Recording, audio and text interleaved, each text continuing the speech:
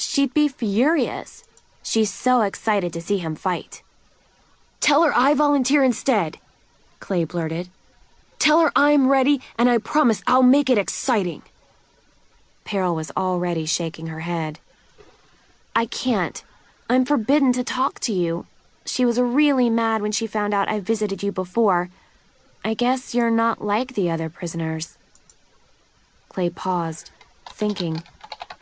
That was strange. Why did Queen Scarlet care if Peril talked to him? "But you came to see me anyway?"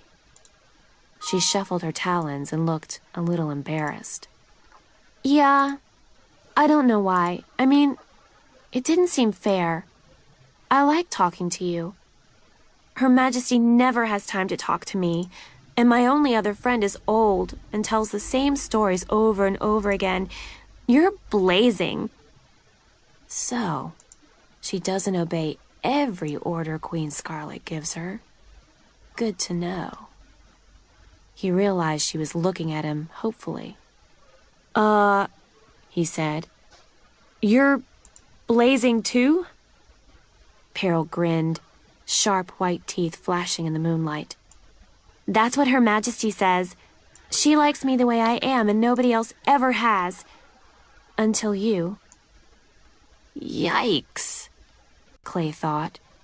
He wasn't sure he did like her the way she was, or that he wanted to be best friends with a dragon who was planning to kill him eventually. But there was something not entirely awful about Peril, an awkwardness and sadness that he kind of understood. And maybe there was a chance he could talk her out of the whole killing plan. Maybe that was why Queen Scarlet didn't want her talking to him. In the meanwhile, though, he had to focus on saving Starflight. "Listen," he said. "Could you talk to her about Starflight anyway? What if you acted like you came up with it yourself? A Mudwing is still something new, right? So send me in first and save him for later. Besides, if he dies in his first fight, that would be a waste, wouldn't it?"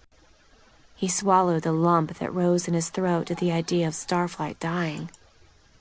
"You think he would?" Peril said, gazing out at the circle of prisoners. Even with the bright light of the moons, it was hard to see the dark lump of dragon on Starflight's pedestal. "Can he use his powers? Reading minds and all that?" Poor Starflight. Clay wondered if a normal Nightwing, raised around other Nightwings, would already have his powers by now. He didn't want Peril and Queen Scarlet to know that Starflight was powerless, but he didn't want them to risk Starflight's life because they thought he could do something special. "They're a little unpredictable," he hazarded. "He's not full grown, you know. He's still learning how to use them.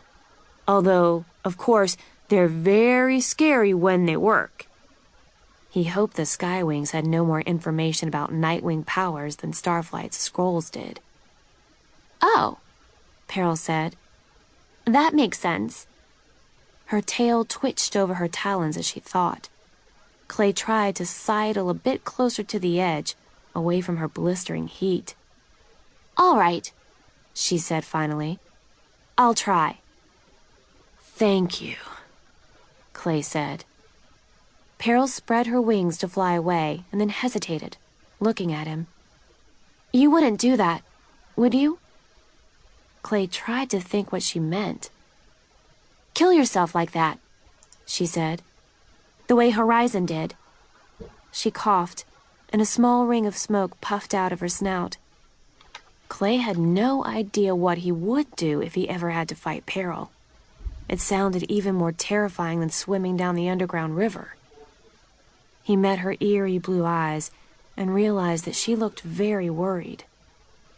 "I don't think so," he said truthfully. He couldn't imagine choosing to die that way, and he didn't think he was brave enough to do it either.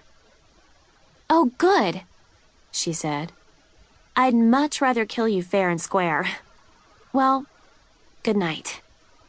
She leaped up into the air and beat her wings, sending a wave of heat over Clay's scales. He felt very unsettled as he watched her spiral down to the arena. Peril was the first dragon he'd met outside the mountain, if he didn't count Queen Scarlet. Maybe she wasn't as strange as he thought. Maybe switching between friendly conversation and violence was normal for a dragon. But somehow, he didn't think so. Was she right about his true nature? If he'd been raised like her, killing dragons and feeding the monster inside him, maybe he'd be less worried all the time. Maybe he needed to accept that part of him, like she had.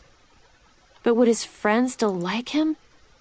Would he be more or less worthy of the prophecy that way? One thing was for sure. Whenever he did end up in the arena, he'd find out how he felt about killing pretty fast. Chapter 17. The next morning, 3 blood-red Skywing guards arrived to unchain Clay. "What's happening?" Clay asked nervously as they unclipped the wires around his legs. He'd gotten used to the feeling that something would catch him if he fell, even if it would probably hurt. "Private audience with the Queen," sniffed one. "Is that a good thing?" Clay asked. "Or a bad thing? I've never been a prisoner before. Unless, technically, maybe I sort of was, but not like this. This is a lot windier. Plus, there's the Queen. That's new. Does she normally meet with prisoners, maybe right before letting them go?" "Shut up!" snapped the guard who had answered him before. "Right, yes," Clay said. "Only I was wondering about the other dragonettes who were with me and if I could maybe see them." One of the guards tightened the wire around his neck and hissed. "Another word and there's going to be an unfortunate accident on the way down to the throne room." Clay glanced over the edge and shut his mouth firmly. So far, it seemed to him that most Skywings were just as grumpy as Kestrel. With a start, he realized he'd forgotten to worry about Kestrel. The Queen had talked to her as if they once knew each other. He craned his neck, looking for her among the prisoners as the guards flew him down to the arena. But none of the red or orange Skywings on the spires were quite the right color or size. He noticed with a shiver of fear that Starflight's perch was empty. He must have been taken away while Clay was sleeping. But why? As they reached the sandy ground, Clay twisted to look up at Tsunami and saw 3 more Skywings surrounding her. They were having a hard time getting close. She lashed and fought and swung her powerful tail at them in a fury. Oops, Clay thought. Should I have done that? He hadn't struggled with the guards at all. He glanced around the arena, wondering if he should try to run now. But his wings were still clamped, and there was only one doorway out of the arena. Since the guards were already dragging him toward it, it seemed a little pointless to break free and then run exactly where they were going anyway. So he let them lead him into the smoky tunnel, lit with flaming torches, and an occasional skylight cut through the rock overhead. The tunnel was wide enough for 3 dragons to walk side by side, wings spread. It sloped upward through the mountain, into the palace Clay had seen from his prison perch. At one point, they passed a large cave with tall, narrow windows cut into the walls, casting bars of sunlight on the stone floor. A pool of water separated the cave from the tunnel. On one wall hung a full-length portrait of Queen Scarlet, staring majestically down her nose. Clay spotted the glint of a few copper scales on the floor and wondered if it was Peril's room. There was nothing else in the cave. It occurred to him that she probably couldn't sleep on animal skins or read scrolls because her touch would burn right through them. But if fighting was all she was good for, why hadn't the Queen sent Peril out into the war? Why was she kept here for gladiator fights instead? Perhaps Queen Scarlet didn't completely trust the hold she had on Peril. If she were let loose into the world, Peril might realize she didn't have to be a killer. Or she might decide to kill anyone she liked. without waiting for the Queen's permission. Soon Clay heard clattering and clanking and chattering up ahead, as if a crowd of dragons were busily hurrying about. Then the passageway opened out into a vast hall, and he saw that was exactly what he was hearing. He was standing on a wide balcony with no railing, 2 levels up from the ground floor. The balcony ran all the way around the hall in a large square, and above it, Clay could see 5 more levels of balconies, and above that, the open sky. Dragons were hurrying everywhere, glowing in the light. Large windows were cut into the walls all the way up, so the hall was flooded with sunshine. The floors blazed as if little rivers of fire ran through them. When Clay looked more closely, he saw a design of talon prints inlaid with gold, running through the stone under his talons. Gold veins were carved into the walls as well, some of them branching into flames or tracing shapes like clouds in the rock. Clay remembered that the Queen must be very wealthy. This showed how powerful she was as well. Even with all this gold at their claw tips, no dragon dared to dig it out and steal it.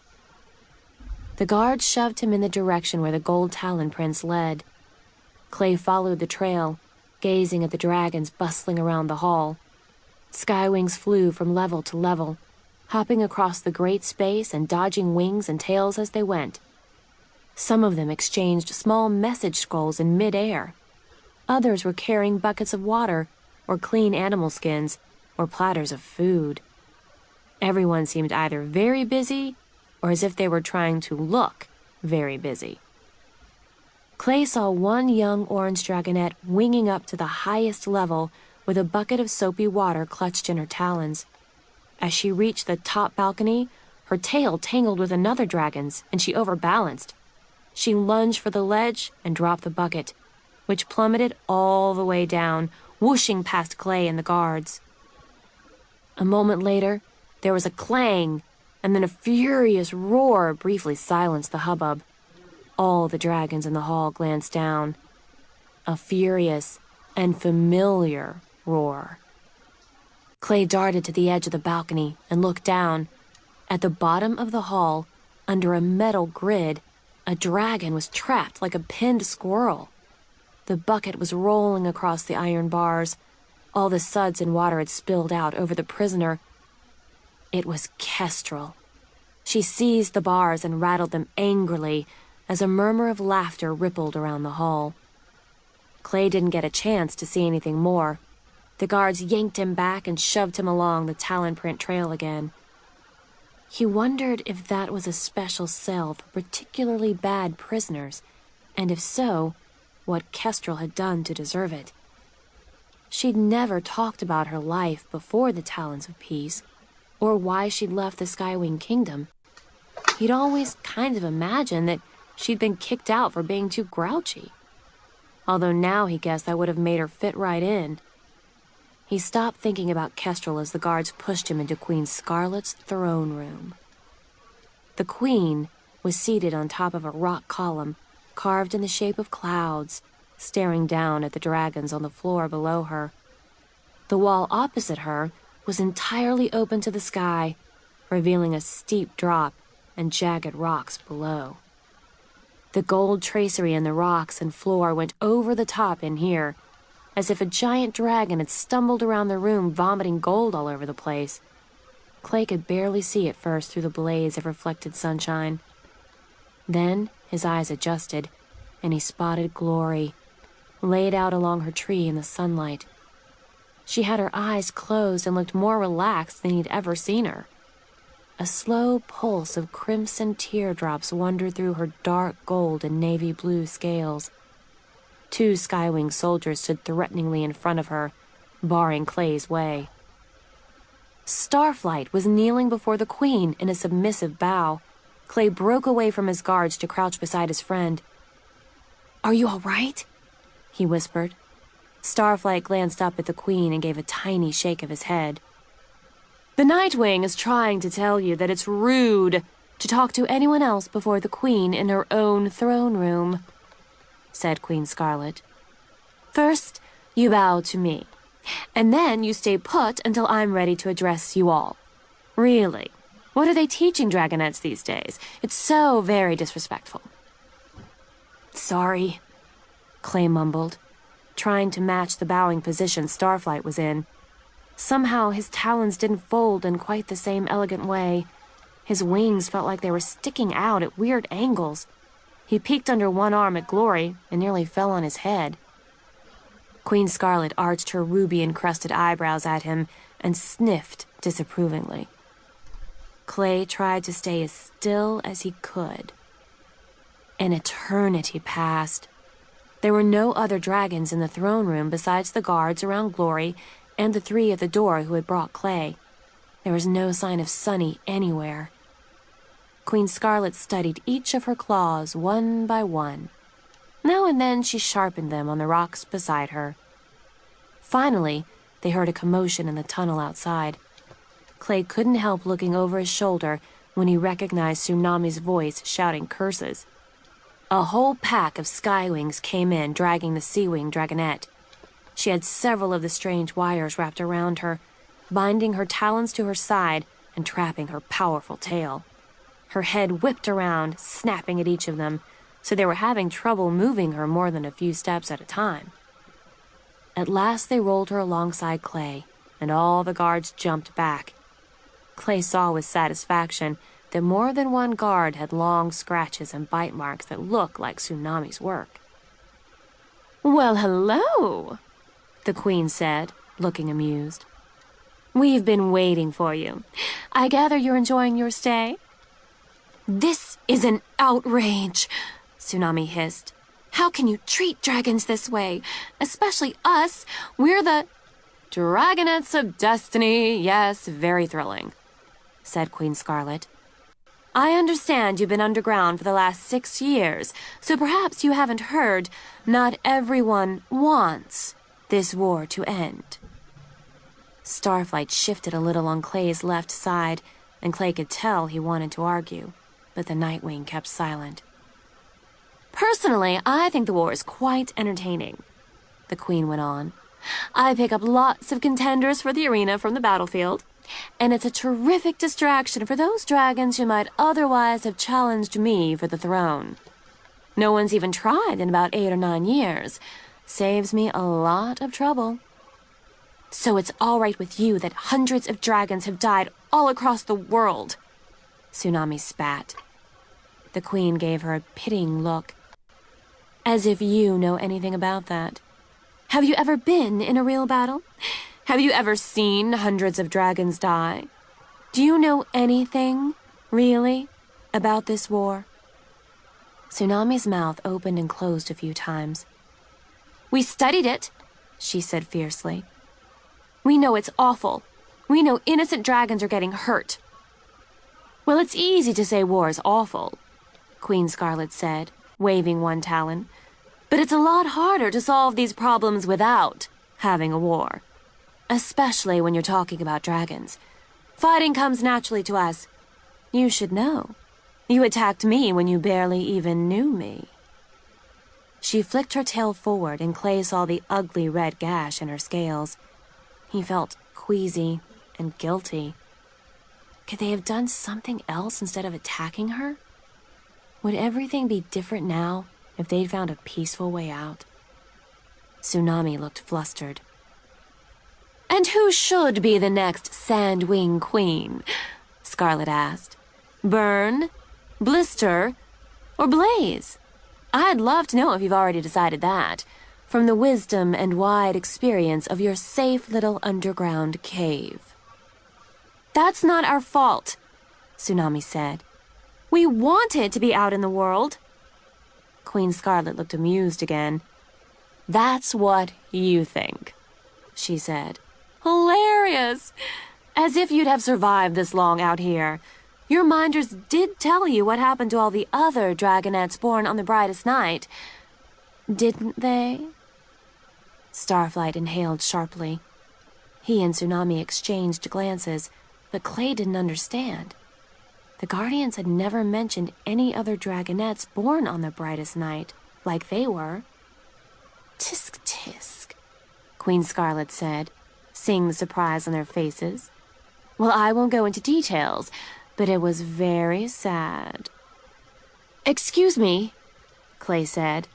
Starflight trod on his foot, trying to shut him up, but Clay jostled him away. Ow, stop! I have a question. Excuse me, Your Majesty? He said. Where's Sunny? Is she all right? Oh, the funny-looking sandwing, Queen Scarlet said. I think Byrne will like her very much. She collects curiosities. You should see her palace. It's quite horrifying, full of two-headed lizards and seven-toed dragon talons and stuffed scavengers with the palest skin you ever saw. She shuddered. That misshapen dragonette will be the perfect present for her. You can't give Sunny to Byrne, Tsunami flared. We have to stay together. I can do whatever I like, Queen Scarlet said.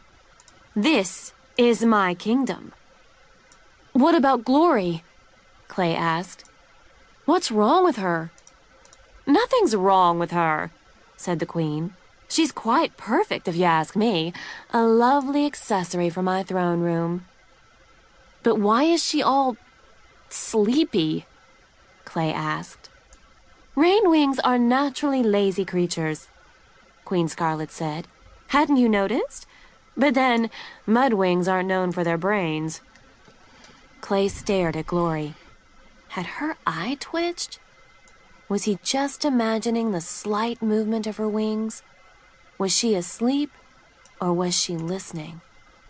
Didn't she care what the Queen said about her? You have to let us go, Tsunami said. You can't stop the prophecy, and we'll... Shush, said the Queen, and one of the soldiers prodded Tsunami with a long stick. Your spunkiness is starting to bore me. Now listen. In 2 days, we are having a big celebration for my hatching day. I want all 3 of you to be thrilling and fierce in the arena for me. But I also promised my subjects that today's fight would be exciting. So if I put one of you into it, it would be very thoughtful if you could win. So, is the Nightwing up to it?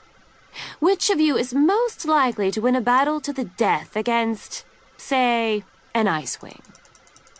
Me, Clay and Tsunami both said at the same time. Starflight stared down at his talons, looking miserable. Adorable, the Queen said, narrowing her eyes at them. But seriously. Me, Clay said. I'm a great fighter. Put me in. No way was he going to watch while Tsunami got slaughtered. Especially since the others would need her much more than him to have any chance of escaping this place. You're delusional, Tsunami snapped at him. I beat you all the time. I'm the strongest of all of us. Not all the time, Clay said. And a mudwing would be more exciting than just another sea wing, wouldn't it? He said to the Queen. True, she mused. Just another sea wing? Tsunami raged. How dare you! You know I'm the best fighter! I love your enthusiasm, Dragonettes, the Queen said, clapping her wings together. Guards! Take these 2 away! She flicked her tail at Tsunami and Starflight. The Skywings came toward them, eyeing Tsunami's teeth unhappily. As for this one, Queen Scarlet pointed at Clay. Her eyes were malicious yellow slits. Prepare him for the arena. Chapter 18. It wasn't until Clay felt the sand under his talons and heard the roaring of the dragons in the stands that he realized he hadn't quite thought this plan through. He had no idea what his fighting skills would be like against an unknown dragon. His mind went blank as the Skywing guards dropped a hissing Icewing onto the ground opposite him. Did he know anything about Icewings? The sun was high in the sky, and it was much warmer in the arena than up on their prison spires. Clay could see beads of silvery liquid dripping through the Icewing's glacier blue scales. Above them, Queen Scarlet smirked from her balcony, with Glory sleeping serenely beside her. The same Skywing announcer from the day before strutted to the center of the arena and bellowed at the crowd. After last month's battle with Blaze's army, our Queen's dungeons were stuffed with Icewing prisoners of war. Only 9 have survived. After 2 wins, I give you Fjord of the Icewings! Fjord lashed his tail and snarled at Clay. And in this corner, an unusual case. A Mudwing, but not one of our allies. No, this dragonette was found hiding under our mountains, protected by the talons of peace. Is he one of the dragonettes of destiny? Not if he loses this battle. A murmur of laughter rippled around the seats, but in the closest faces Clay could see expressions of uneasiness and, he thought, concern. He spotted a large Mudwing in one of the balconies, frowning down at him. Try to stop this, Clay thought at him, praying hard. Do something. I'm one of you. But the Mudwing shifted his gaze away, as if he didn't want to watch, but couldn't afford to leave. The Skywing announcer went on. If these prophesied dragonettes are as wonderful and legendary as they're supposed to be, this should be a showdown to remember. I hope you're prepared to impress us, Dragon of the Mud. I present to you, Clay of the Mudwings. Claws up, teeth ready, fight! Clay blinked as the Skywing flew out of the arena. He'd never been called of the Mudwings before. It might have been a warmer feeling if he hadn't been surrounded by more than 200 dragons, including Mudwings, ready to applaud his imminent death. He felt quite far from wonderful and legendary as the Icewing slithered toward him. This was it. Kill or be killed. Time to find out if he did have a monster inside, and if it was the useful kind, or the kind that would make him hate himself afterward, or both. Fjord's pale blue scales were the color of sky reflected in the snow on the distant mountain peaks. His eyes were slightly darker blue and full of malice. Extra horns like a ruff of icicles stood out around his head. A long claw scratch down his neck had barely begun to heal, with dried blood still sticking to the scales around it. He hissed, darting a deep blue forked tongue between his icicle-sharp teeth. Hello, Clay said as the Icewing drew closer. Fjord, right? Fjord stopped and stared at him, still flicking his tongue in and out. He was only a head taller than Clay, but he looked a lot older and scarier. I've never met an Icewing, Clay said, edging back a step. I've never met much of anyone, really. I mean, I guess I read that you were all the color of ice, but I didn't realize ice came in so many colors. Like, you know, blue. Very surprising. It's cool, though. No pun intended. Boo! Called several dragons from the upper seats. More blood! More death! Somebody bite somebody! Are you trying to get us both killed? The Icewing growled. Shut up and let me kill you. I'd rather not, Clay said, stumbling back another few steps. A flicker of movement caught his eye, and he glanced up into the sky. Starflight was nearly leaning all the way off his column, flailing his tail and bound wings frantically at Clay, trying to tell him something, but what? Something about Icewings, something they learned from the scrolls and lectures, something pretty important judging from the way Starflight was freaking out. The Nightwing was pointing to his mouth. Fire? Clay looked at Fjord dubiously. He didn't think Icewings could breathe fire. Wouldn't they end up melting their palaces every time they used it? Then again, Fjord was definitely doing something with his mouth, and it wasn't smiling. Clay ducked and rolled out of the way just as a blast of what looked like sparkling smoke shot out of Fjord's mouth. A tiny bit of it brushed his wingtip, and Clay felt a horrible chill rattle through his whole body. Oh, right. Freezing death breath. That is important. Thanks, Starflight. Now he remembered the freezing streams of cold air that Icewings could shoot from their mouths. Of course, he couldn't remember anything about how to fight it. Fire would probably help, though. Clay inhaled, pulling the warmth up from his chest as Fjord's head snapped around toward him.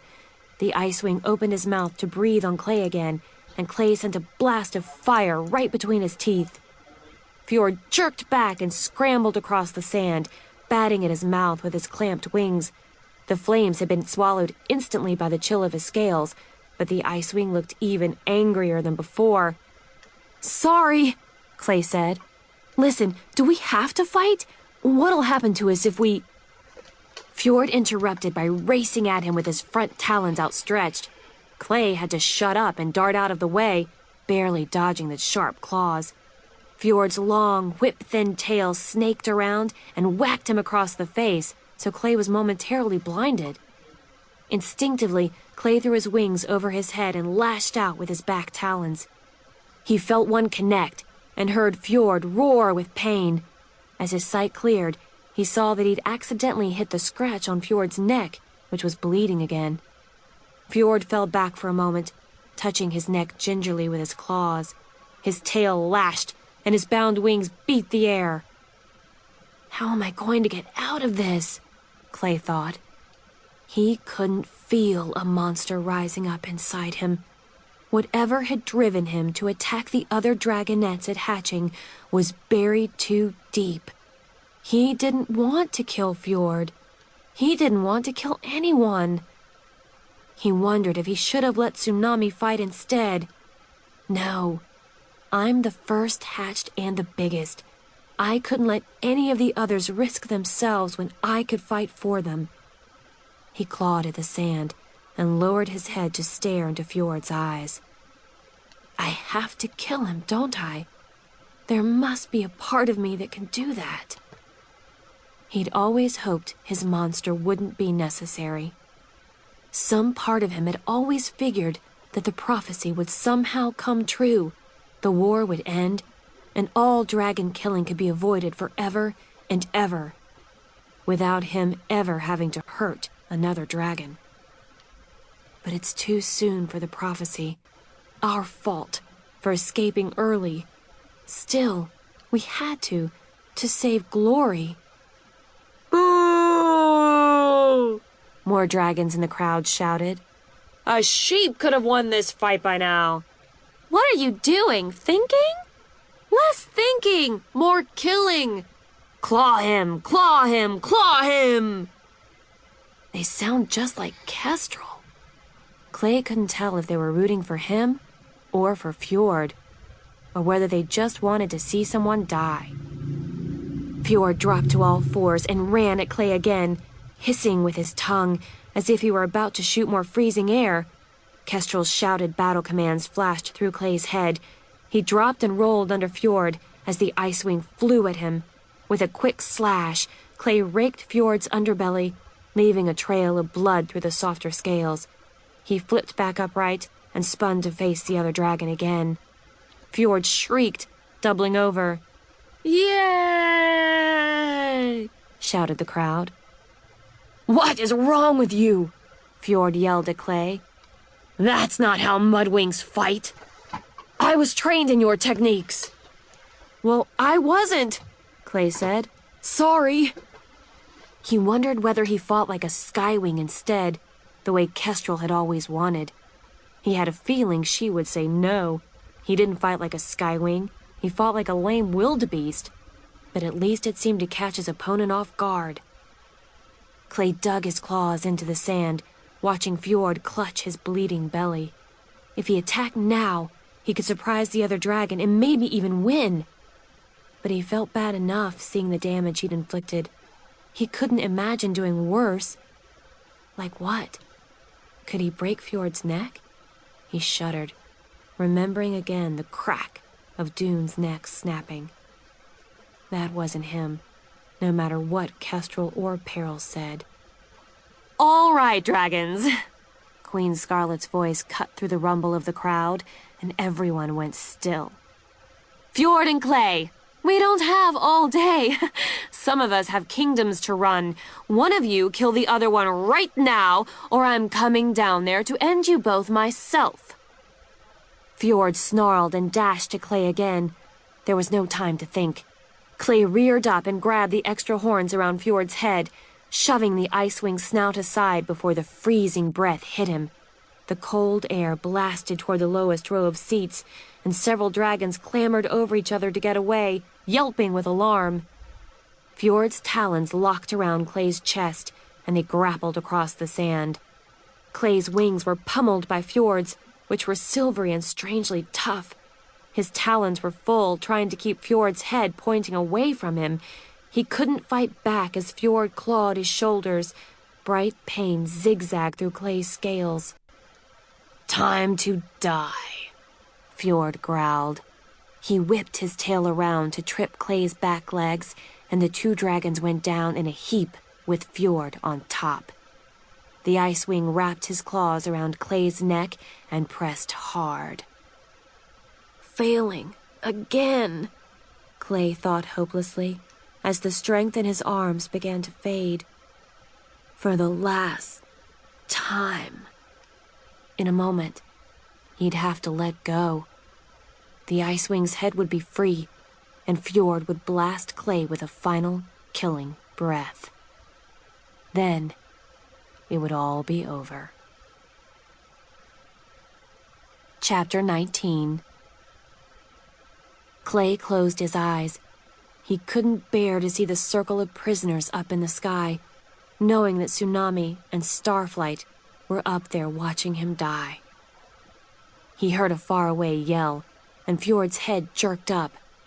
Clay opened his eyes again and saw that the Icewing was looking up at the prisoners. So was everyone else in the stadium. He followed their gaze and saw a blue dragon far overhead, thrashing in the net of wires above the arena. The other prisoners were shouting and scrabbling to hold on to their rock towers as the weight of the dragon threatened to drag them all down. It was Tsunami. She must have thrown herself off her prison cell, trying to get to Clay. But the wires held her fast, and she was fighting like an insect caught in a spiderweb. "Get up there!" Queen Scarlet roared, and all the Skywing guards around her lifted off at once. This is my chance, Clay thought. Fjord was distracted. Now he should kill him. He should. He had to. If he could have killed his nestmates and their eggs, he should be able to kill this dragon who had nothing to do with him. But he still couldn't. He kept thinking, Fjord is as much a prisoner as I am. Why should I get to live instead of him? This is why the prophecy is doomed.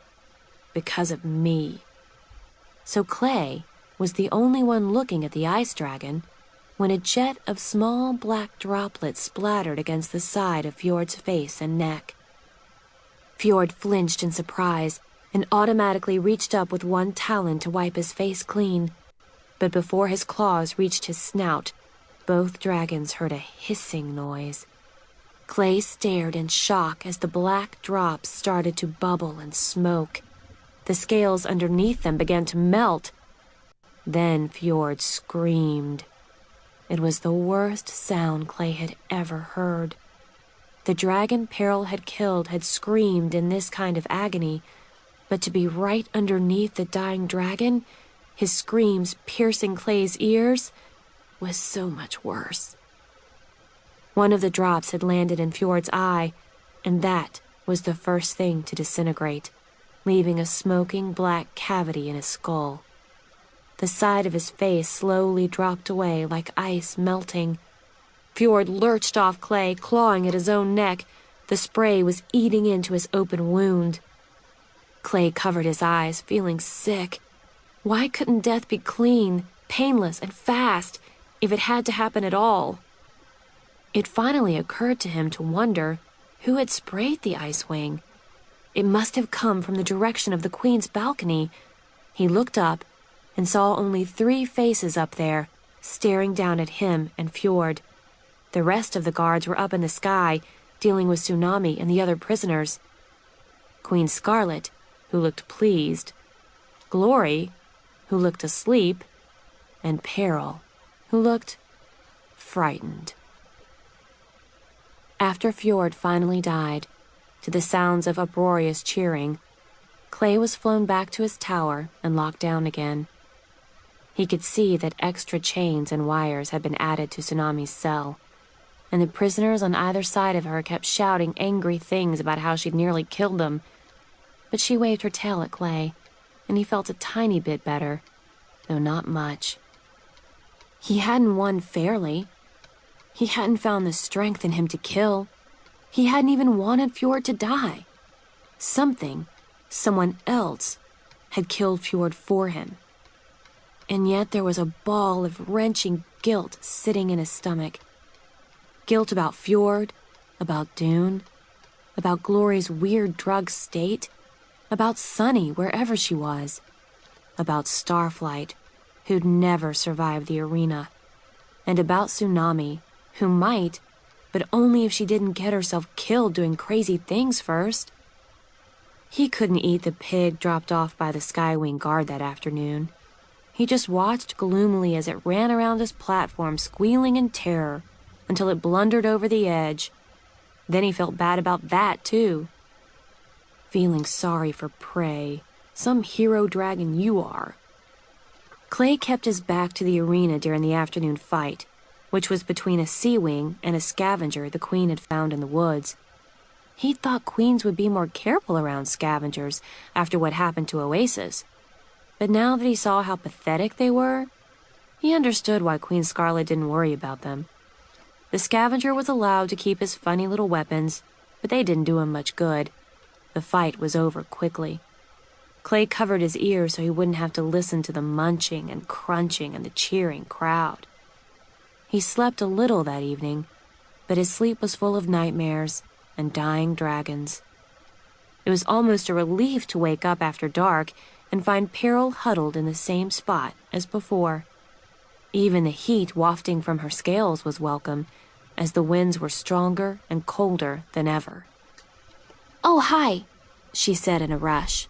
"You were amazing today, although I have no idea what you did.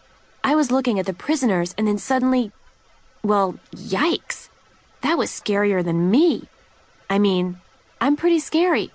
But wow, how did you do that? You don't have to tell me. I mean, you might have to do it to me.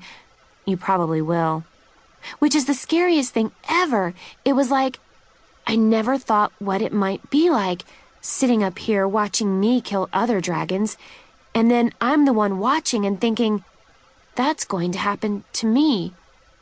So, but still, amazing! Can you tell me? You don't have to tell me."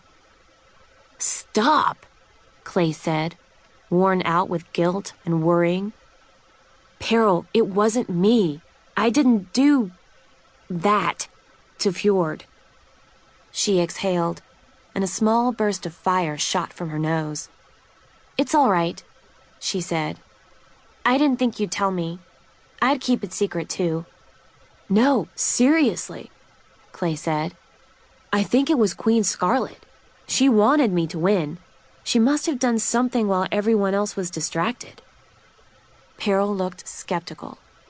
"I've never seen her do anything like that before," she said. "But I guess she might. She definitely doesn't have a problem with cheating." She spread her talons, opening and closing her claws, as if offering herself as an example. "I guess she might have found the poison in her treasury somewhere." "Have you seen my friend Sunny?" Clay asked. He was starting to feel the pain of the scratches across his back and the bruises on his throat. "Oh, yes," Peril said. She looked at him sideways with sly blue flame eyes. "That's why I came. I'll tell you where she is, but I need you to do something for me. And if you won't do it, I won't tell you." Clay tried to move his aching wings, but they felt stiff and sore. He could tell that dried blood was caked through his scales and the spiny ridge along his back. "You don't have to do that, Peril. I'd help you anyway," Sure, she said. Well, we'll see. It's not an easy thing, and you might get in trouble. I'd definitely get in trouble if Her Majesty found out.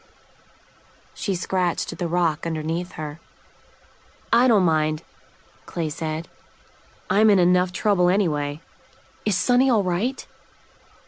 Peril scowled as she answered. Yes, she's fine. Not a scratch on her. Eating like a queen. Making friends with all the guards. It's a little nauseating if you want to know the truth. That's Sunny, Clay said, exhaling with relief. What do you want me to do? She told me I wasn't allowed to watch, Peril burst out. I'm the only dragon in the whole Sky Kingdom who's supposed to stay away from the arena tomorrow. It's not fair. Why? Clay asked, his stomach sinking. What new horrible battle did Queen Scarlet have planned? What's happening? I don't even know, Peril flared. It's some kind of trial. Doesn't that sound boring? Why would she keep me away from that? I wouldn't have cared until she told me not to go. Listening to dragons talk about laws is about as exciting as picking sheep fluff out of your teeth. Plus, it always ends the same way anyhow. Queen Scarlet just likes the drama of trials and formal executions. Nobody's ever innocent. Kestrel, Clay said. It must be Kestrel's trial. Queen Scarlet said something about that. Well, whoever she is, I want to watch, Peril said stubbornly. So I thought maybe if I hid up here, behind you... Clay glanced around. The ice wing to his left was asleep. The platform to his right was still empty. If he stood at the edge of his prison and spread his wings, and Peril crouched down, he might be able to shield her from the eyes of the queen. He tried opening his wings again and winced. The clamp bent the outside of his wing in as if it were rolled under and pinned up. But he still should have been able to open most of his wing, even if he couldn't fly with it. I'm too sore, he said to Peril. I mean, I'll try, but I can't really open my wings right now, so I don't know if I can hide you. Peril frowned. Let me see, she said, pointing to his back imperiously. He hunched around until his back was toward her. She drew in a sharp breath. That sounds bad, he said, trying to twist his neck around to see. It can't be that bad. Kestrel believes that pain teaches you stuff, so trust me, I've been clawed before. Not by an ice wing, I bet, she said. They have ridged claws so they can grip the ice as they walk. It's like getting clawed 4 times with each claw instead of once. Can you picture that? Sort of, Clay said. It feels better with you near it. It does? Like the heat, I mean, he said, embarrassed, although he wasn't sure why. It's better than the wind. I don't know how to fix it, she said, sounding frustrated and helpless. He felt her heat draw a little closer. I guess I could stand here, if that helps. Clay remembered the poison cave under the mountain and the stinging pain under his scales. He wondered if the same treatment would work here. There is one thing, he said hesitantly. If it's not asking too much, I think putting mud on the scratches might help. Oh my gosh, of course, she cried. That's it. I can get you mud. Wait here. She sprang off the tower and flew away. Wait here, Clay echoed to empty space. Because I was going to go where? For a walk? He pulled his wings in and tried to huddle against the wind, but it howled at him from every direction, and the tower was even colder now that Peril was gone. The pain felt worse and worse as the moments ticked by and the moons rose higher in the sky. He was shivering badly by the time he saw her spiraling up toward him. Between her front talons, she was carrying a large rock cauldron filled with thick, brown mud. Clay twisted around to watch her as she landed behind him. Where'd you get that? he asked. Peril nodded at one of the distant walls of the Queen's palace. Clay squinted and saw the reflected glint of moonlight off a cascading waterfall. "The Diamond Spray River starts at the bottom of that wall," Peril said. "It leads all the way to the sea. At least, that's what I hear. I've never left the Sky Kingdom." She stuck one of her claws into the cauldron. Clay watched curiously as the mud began bubbling and boiling. "Why not?" he asked. "You must be one of the most powerful dragons here. Why don't you just come and go as you please?" Peril looked a little shocked. "I would never disobey Her Majesty. That's how my mother got killed." A theory suddenly popped into Clay's head, but before he could explore it, Peril kept talking. "Besides, I have to eat the black rocks every day or I'll die. The Queen makes sure there are always enough for me." "Black rocks?" Clay asked, puzzled. "It's part of the curse of having too much fire," Peril said with a shrug. "I'm lucky the Queen takes so much care to keep me alive." What's up? "Have you ever tried not eating them?" Clay asked. "Once, when I was a lot younger," Peril said, shifting her talons awkwardly. "I got mad at Her Majesty because she wouldn't tell me anything about my mother. I wanted to run away, so I stopped eating the rocks to see what would happen, and I got really sick, like almost dying sick." "Oh." What about now?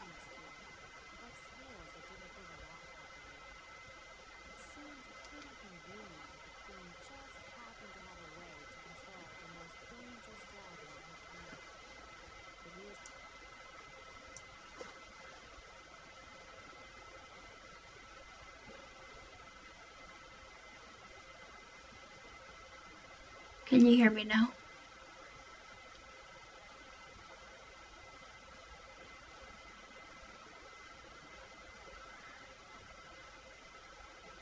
Thank you.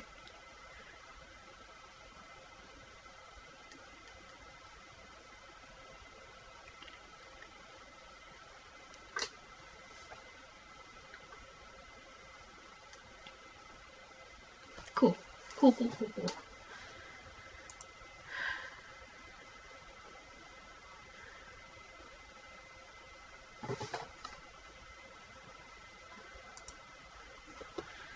If Sai could not do this, that'd be great.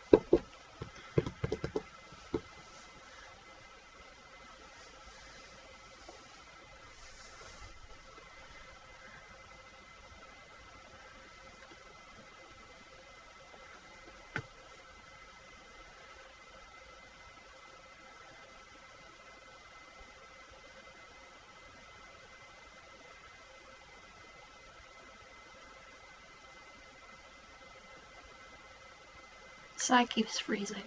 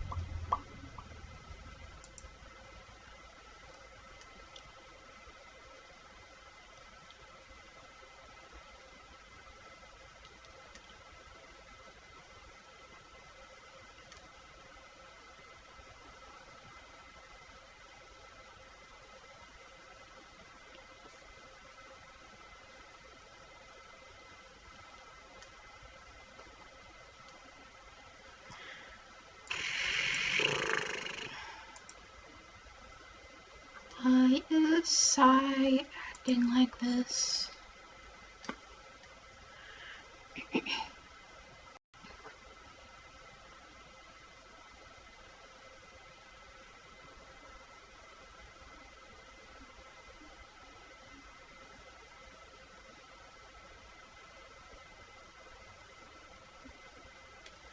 Fucking finally, Jesus. Okay.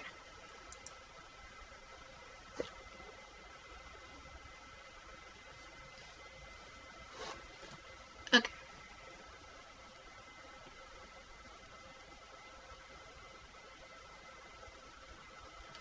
Okay.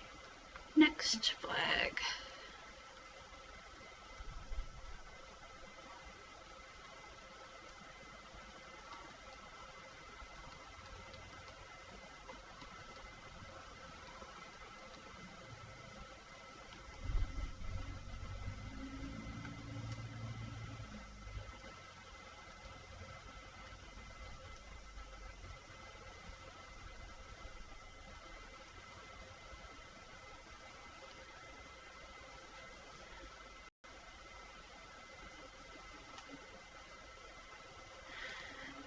Yeah, I was like, I feel like shit, but I'm running out of time.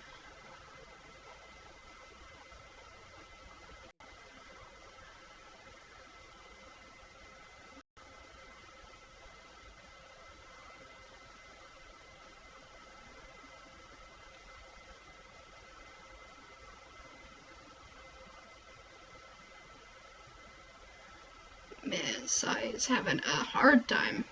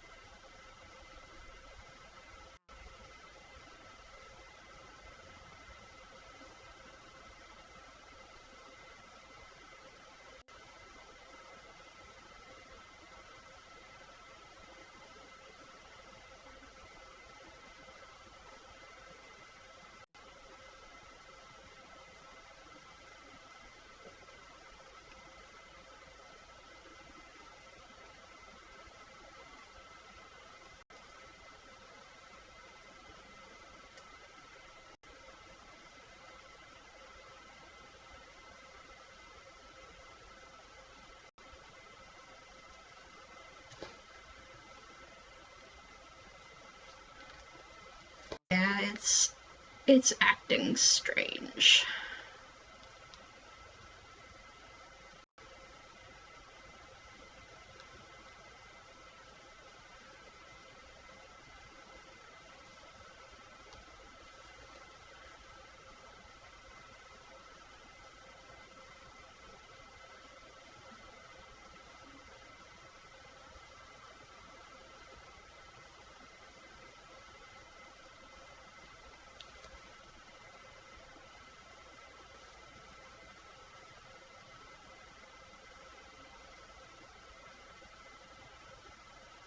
Come on, you can do it.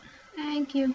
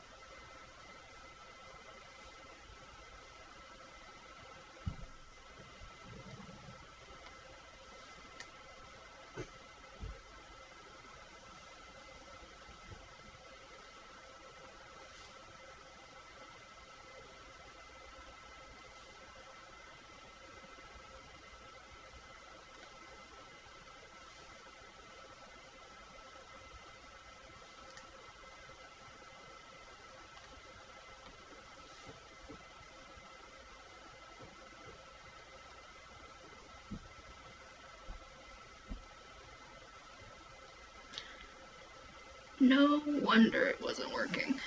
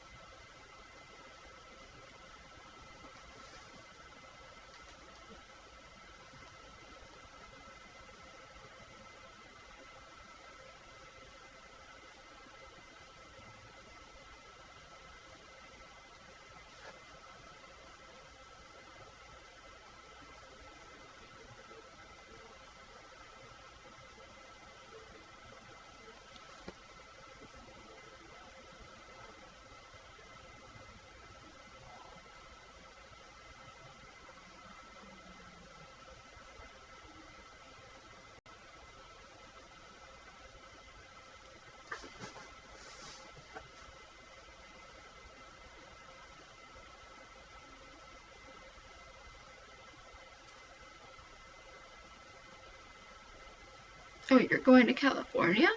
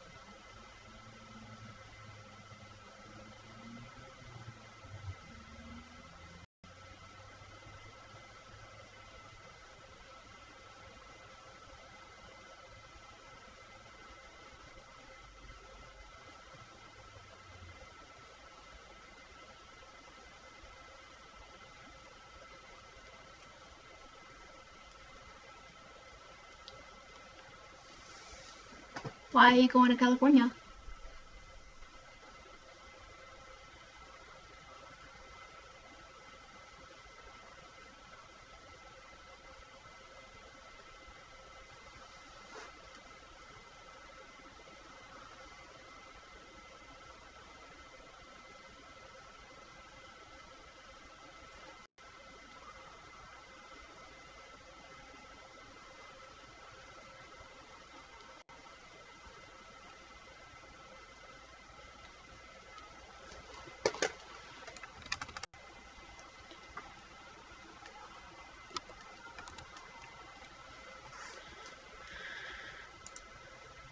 Oh, fuck.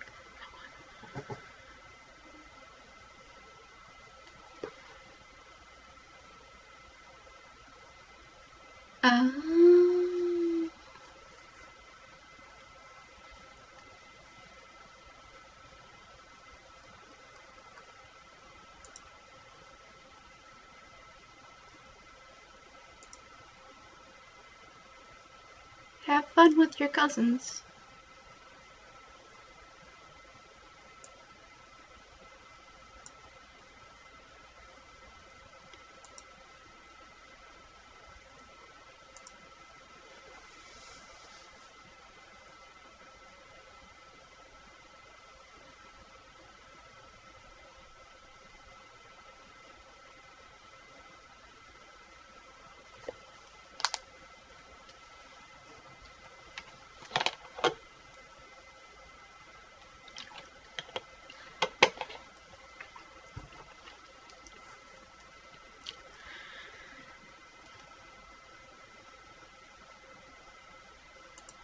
Like, look at this shit.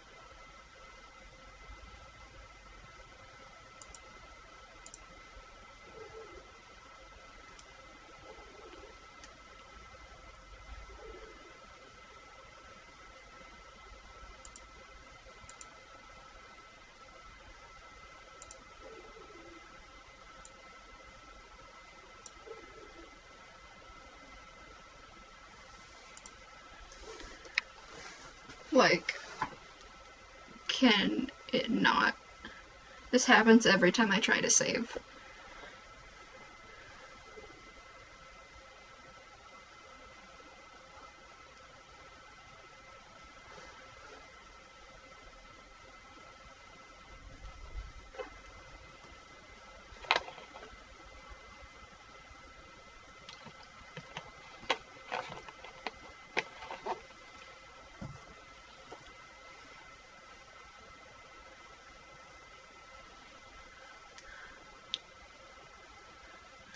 Thank God. Okay.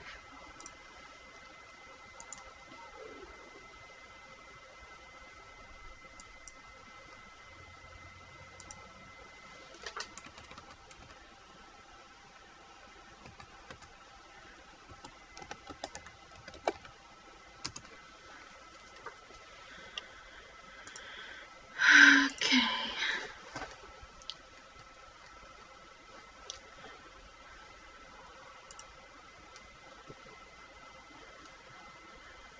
Okay. Next.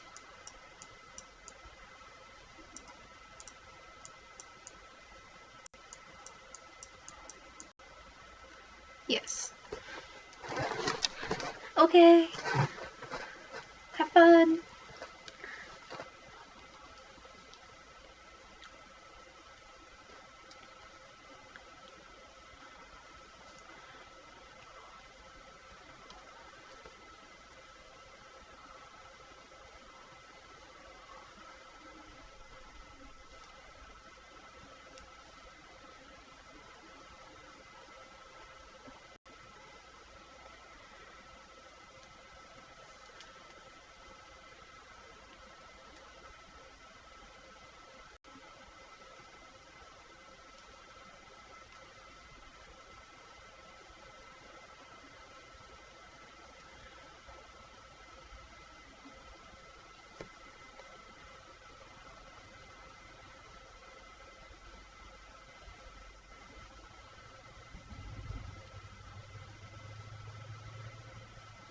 Great.